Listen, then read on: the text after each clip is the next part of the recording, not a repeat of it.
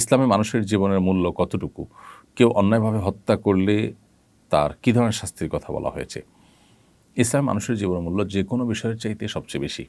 নবী করিম সাল্লাল্লাহু আলাইহি সাল্লাম তার বিদায় হজের ঐতিহাসিক ভাষণে বলেছিলেন, আজকের এই দিনটি যেরকম সম্মানিত, আরাফাত দিন ছিল, জুমার দিন ছিল, যে এই জায়গাটি যেরকম সম্মানিত, এই মাসটি জিলহজ মাসটি যেরকম সম্মানিত, ঠিক তোমাদের প্রত্যেকের জীবন, তোমাদের সম্পদ, তোমাদের সম্ভ্রম, ইজ্জত একইভাবে সম্মানিত। অর্থাৎ আজকের এই সম্মানিত দিনের, সম্মানিত স্থানের সম্মানহানি করা যেরকম অপরাধ, তোমাদের কারোর জীবন, সম্পদ, সম্ভ্রম, ইজ্জত এগুলোর হানি করাও একই রকম অপরাধ।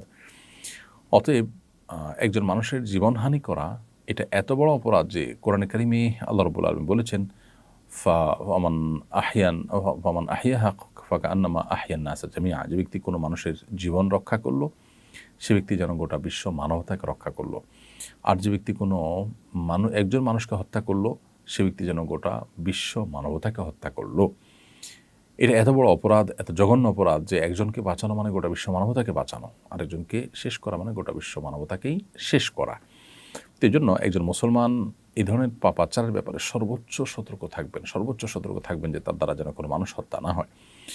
আর যদি কেউ কোনো মানুষকে হত্যা করেন ইচ্ছাকৃতভাবে, জেনে শুনে ঠান্ডা মাথা যদি কোনো মানুষকে হত্যা করেন অন্যায়ভাবে, তো কোরআন কারীমে আল্লাহ তাআলা বলেছেন যে ফাজাযাউহু জাহান্নাম, তার শাস্তি হবে জাহান্নাম এবং সে সেখানে চিরকাল থাকবে। সে যদি এই হত্যাটাকে বৈধ মনে করে, হালাল মনে করে, তাহলে সেক্ষেত্রে সে সেখানে চিরকাল অবস্থান করবে। খুবই জঘন্য একটি কথা। সাধারণত কোনো কবিরা গুনাহে লিপ্ত হলে মানুষ জাহান্নামে চিরকাল থাকে না, কিন্তু কোনো কবিরা গুনাহে লিপ্ত হওয়াটাকে যখন মানুষ নিজের রাইট মনে করে, ন্যায্য মনে করে, কোনো মানুষের জীবনের কোনো মূল্য যখন তার কাছে থাকে না, তাকে যখন নির্বিচারে হত্যা করাটাকে বৈধ মনে করে নিজের স্বার্থ সিদ্ধির জন্য, তখন সেটা কিন্তু তার চিরকাল জাহান্নামে থাকার কারণ হবে, যেমনটি কোরআন কারিমে বলা হয়েছে।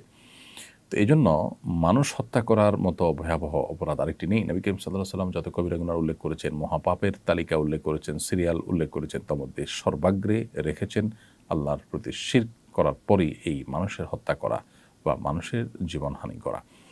এই জঘন্য অপরাধ আজকাল ক্ষমতার জন্য, স্বার্থের জন্য, বিভিন্ন বিষয় বাদানুবাদ হলে অনেক সময় ইগোর কারণে আমরা এ ধরনের অপরাধে লিপ্ত হয়ে থাকি। আল্লাহ তাআলা আমাদেরকে হেফাজত করুন।